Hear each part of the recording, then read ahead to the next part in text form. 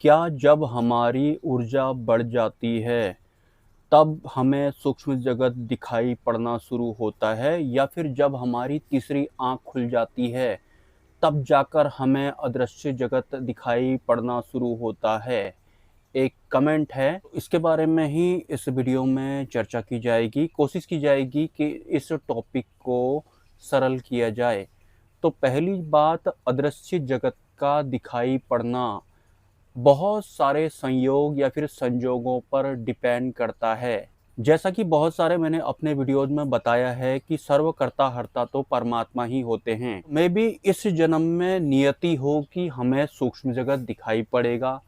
दूसरा, हमारे जीवन में गुरु ही इतने हाई लेवल के आ जाते हैं जिनसे कि हमारा मन बुद्धि चित्त अहंकार सरल हो जाता है, शिथिल हो जाता है, हमारी समझ क्रिएट हो जाती है और हम अहंकार को समझ जाते हैं, तो भी हमें सूक्ष्म जगत या फिर अदृश्य जगत दिखाई पड़ना शुरू होता है। या फिर हम सिद्धि मार्ग में आ जाते हैं और वहाँ भी हमें अदृश्य जगत दिखाई पड़ना शुरू हो जाता है। सिंपली ध्यान में ही अदृश्य जगत दिखाई देना शुरू होता है या फिर स्वप्न के माध्यम से भी अदृश्य जगत की सत्ताएं वार्तालाप करती हैं या फिर दिखाई पड़ती हैं। ये सब किसी एक कारण पर डिपेंड नहीं करता है कि ऐसा करने से ऐसा होता होगा। जैसा कि आज तक के जितने भी बुद्ध पुरुष या फिर सिद्ध पुरुष रहे हैं, वास्तव में उनको नहीं पता कि वो बुद्ध पुरुष या फिर सिद्ध पुरुष क्या करने से बन गए। वो बस बन गए भी कहना नहीं चाहूंगा मैं, वो बस हो गए।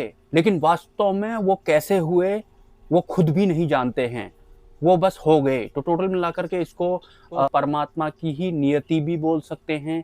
लेकिन एक इंसान होने के नाते हम कैसे हैं, एक साधक होने के नाते हम कैसे हैं, हम अपने आप से अगर सवाल करें कि क्या मैं कैसा इंसान हूँ, क्या मैं भगवान या फिर उनके जगत को या फिर उनकी लीला महिमा को जानने के योग्य हूँ, अपने आप से अगर हम सवाल करेंगे तो क्या मिलता है हमें?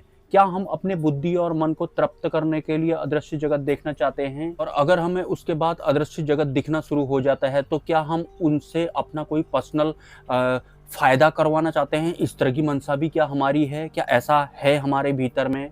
अगर ऐसा नहीं भी है तो भी सब कुछ परमात्मा पर ही डिपेंड करता है। हम किस तरह के साधक हैं, हम भक्त कितने हैं, भक्ति हमारे अंदर कितनी है, टोटल मिलाकर के हम सेंसिटिव कितने हैं, संवेदनशील हम कितने हैं, इस पर भी ये डिपेंड करता है। काफ़ी सारी फ्रीक्वेंसी जो होती हैं सूक्ष्म जगत में हमारी मैच होने से भी ये होता है। अगर मैं अपनी ही बात करूं तो 2012 में मुझे अचानक से दिन दहाड़े सूक्ष्म जगत दिखाई पड़ने लगा था। मैंने अपने बहुत सारे वीडियोज में बताया भी है। ना मैं उससे पहले कोई साधक था, ना मुझे भगवानों का भाव पता था, ना ही मैंने कभी सोचा था कि भगवान या फिर सूक्ष्म जगत नाम का कुछ ऐसा होता होगा जो कि खुली आंखों से दिन दहाड़े दिखाई पड़ता होगा। ना मैंने कभी कोई ऐसी इच्छा की।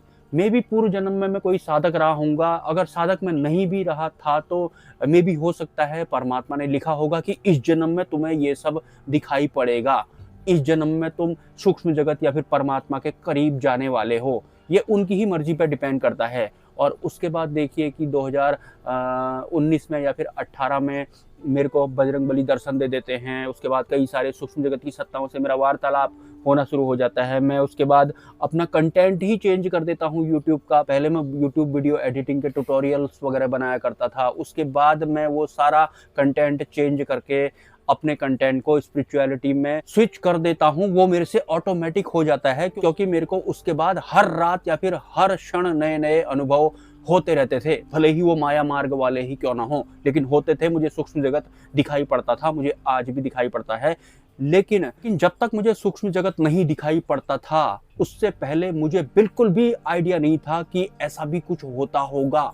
और होने लगा तो उसके बाद फिर काया पलट गई बोल सकते हैं। मैं कुछ अलग हिसाब का हो गया, मैं आध्यात्मिक जैसा इंसान बन गया, मैं अकेले रहने लगा, मैं ज़्यादातर भक्ति में ही रहता था, मुझे आध्यात्मिक लोग ही पसंद आते थे। मैंने वीडियो बनाना ही बंद कर दिया बाकी के वाले।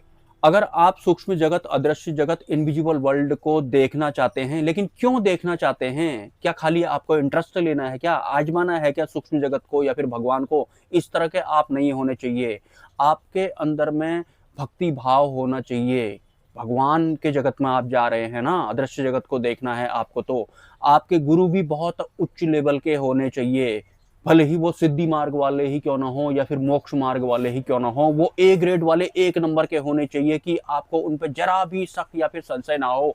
मेरे जीवन में आज तक जितने भी गुरु आए हैं वो 1 नंबर ए ग्रेड वाले आए हैं, भले ही मैं सिद्धि मार्ग की बात करूं या फिर मोक्ष मार्ग की बात करूं। और कभी भी कोई लो कैटेगरी का गुरु वगैरह मेरे को लपेट नहीं पाया, ठग नहीं पाया, क्योंकि मैं इंसान ही ऐसा नहीं हूं। मैं जैसा इंसान हूं मेरे को गुरु भी वैसे ही टकराए।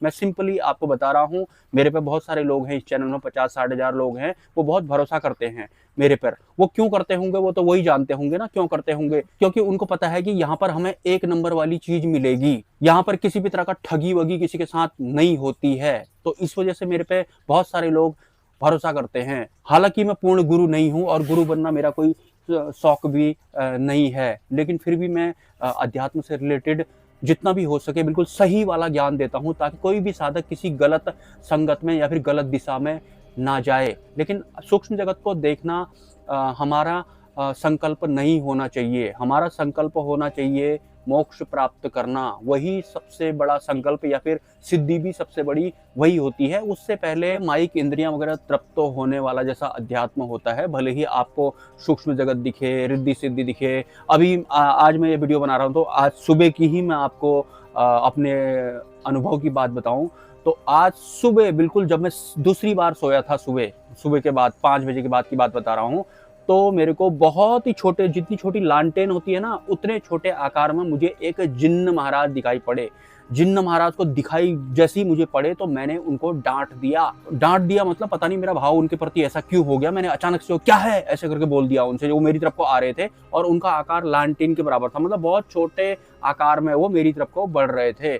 तो जैसे ही मैंने उनको डांटा ना तो उनको क्रोध जैसा, मतलब वो बिल्कुल चौकन्ने जैसे हो गए कि इसने मेरे से ऐसे कैसे बोला करके। तो उसके बाद जब मैंने उनकी तरफ को गौर से देखा ना तो मुझे पता लगा कि ये तो जिन्न है, लेकिन उन जिन्न की एक मूंछ एक तरफ की कटी हुई थी। मतलब मूंछ होती है ना, जो मूंछ है वो एक ही तरफ की मूंछ थी, एक तरफ की कटी हुई थी। तो मेरे को उनको देख के बहुत वो हो गया, मतलब अजीब ही जैसा लग गया कि इनकी एक मूंछ कटी हुई है, कहीं ये मतलब कोई फंस तो नहीं गए हैं, कहीं इनको शराब तो नहीं दे दिया किसी ने ऐसे करके। तो फिर मैंने उनको तुम्हारा भला हो जाएगा, तुम्हारा कल्याण हो जाएगा, ये सब बोला मैंने सपने में ही।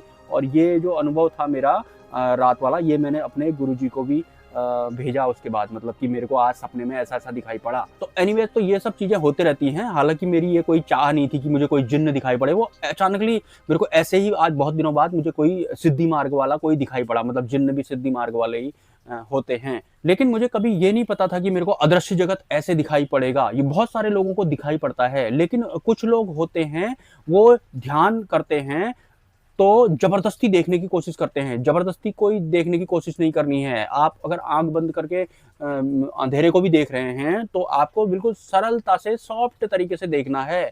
आप जितने सरल सॉफ्ट टारगेट लेस होंगे ना, उतना ज्यादा आपको सूक्ष्म जगत दिखाई पड़ना शुरू होगा। लेकिन सूक्ष्म जगत दिखाई पड़ेगा तो इसका मतलब ये बहुत बड़ी कोई उपलब्धि नहीं होती है। टोटल मिलाकर के बस हो जाता है, अपने आप ही आपकी फ्रीक्वेंसी मैच हो जाती है तो आपकी ऊर्जा भी बढ़ी गई। ऊर्जा कैसे बढ़ेगी? आप में जितना भक्ति भाव होगा, जितनी श्रद्धा होगी, जितना आप लालच रहित होंगे, आप अहंकार रहित होंगे, उतना ही ज्यादा सूक्ष्म जगत आपके सामने प्रकट होगा। जैसे जैसे आप होंगे ना वैसा वैसा ही सूक्ष्म जगत भी आपके साथ में प्रकट होगा, सीधी बात बताऊं तो सूक्ष्म जगत का दिखाई पड़ना हमारी संवेदनशीलता पर या फिर पूर्व जन्म में की गई हमारी साधना, भले ही वो अधूरी ही क्यों ना हो, इस पर भी डिपेंड करता है, गुरु पर भी डिपेंड करता है, या फिर सर्वकर्ता हर्ता परब्रह्म परमात्मा पर भी डिपेंड करता है। ये बस हो जाता है, बस हमारी शुरुआत हो जाती है। और एक महानुभाव ने कमेंट किया कि ये बंकनाल क्या होती है, ये भंवर गुफा में कैसे जाते हैं, आप क्या कह रहे हैं, कुछ समझ में ही नहीं आ रहा है। देखिए, आपको भंवर गुफा नाम आपने पहली बार सुना है, मुझे ऐसा लगता है। कम से कम सर्च करो उसे यूट्यूब में या फिर गूगल में कि भंवर गुफा क्या होती है, तब पता लगेगा। आप क्या चाहते हैं कि मैं आपके लिए अलग से वीडियो बनाऊं कि भंवर गुफा क्या होती है? भंवर गुफा, यहाँ पर ध्यान की बात हो रही है, अदृश्य जगत की बात हो रही है। अदृश्य जगत में अगर हम जाते भी हैं तो हमें मोक्ष प्राप्त करना है। तो भंवर गुफा ध्यान में दिखाई पड़ती है। एक गुफा ये होती है जो हमको खुली आंखों से दिखाई पड़ती है, पहाड़ों में वगैरह जो होती है, जिसको गुफा कहते हैं, केव कहते हैं जिसको। एक गुफा हमको सूक्ष्म जगत मतलब आध्यात्मिक जगत में ध्यान करने के दौरान दिखाई पड़ती है। वहां दिखाई पड़ती हैं तमाम तरह की रिद्धियां सिद्धियां। एनीवेज मिलते हैं किसी नेक्स्ट वीडियो में। नमस्कार एंड जय Swaminarayan. Have a nice day.